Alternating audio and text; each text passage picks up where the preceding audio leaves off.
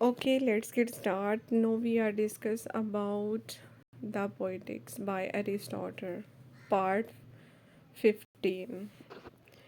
In respect of character, there are four things to be aimed at. First, the most important, it must be good. Now, any speech or action that manifests morals purpose of any kind will be expressive of character. The character will be good if the purpose is good. This rule is relative to each class. Even a woman may be good and also a slave, though the woman may be said to be an inferior being, and the slave quit worthless. The second thing to aim at is property. There is type of manly valor, but valor is up in a woman. Our unscrupulous cleverance is inappropriate.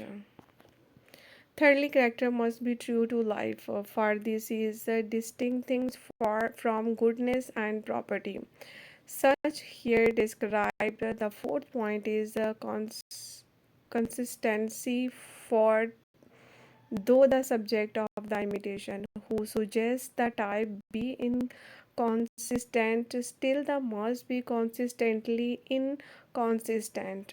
As an example of motiveless degradation of characters, we have Milius in the Orestes of characters indecorous and inappropriate. The Lamont of Odysseus in the Scala, and the speech of Melan,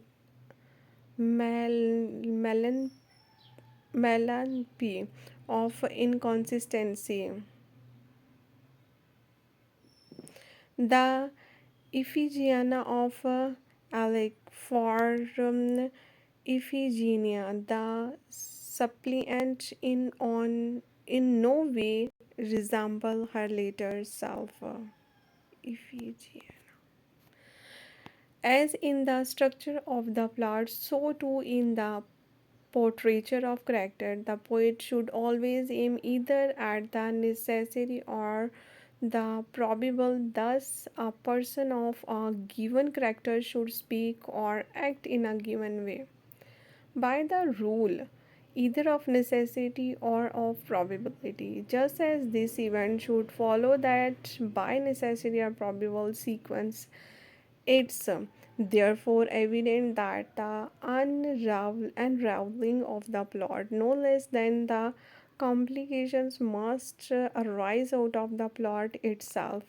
It must not be brought about by the Reexamkia, in as in the Medea or in the return of the Greeks in the Iliad.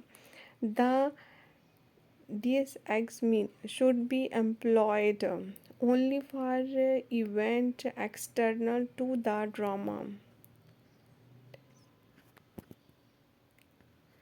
For antecedent or subsequent events which lie beyond the range of human knowledge and which require to be reported or foretold.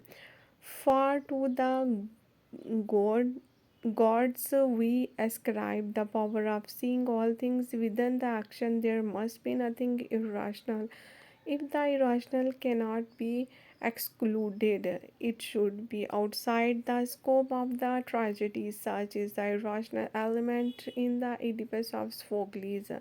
Again, since tragedies and imitations of persons who are above the common level, the example of good portrait painters should be followed they while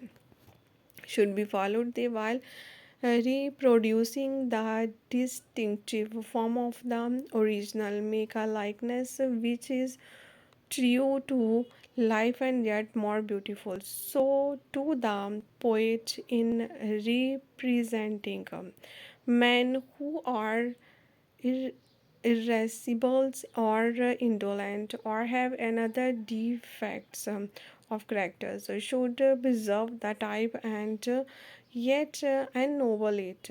In this way, Achilles is portrayed by Agath- Agathons and Homers. These then are rules a poet should observe. Nor should he neglect those appeals to the sense which, though not among the essential or the con- concomitant of poetry. For here's too there is much room for error, but of this enough has been said in our published treatises. Okay, do like, share, and subscribe. Thank you.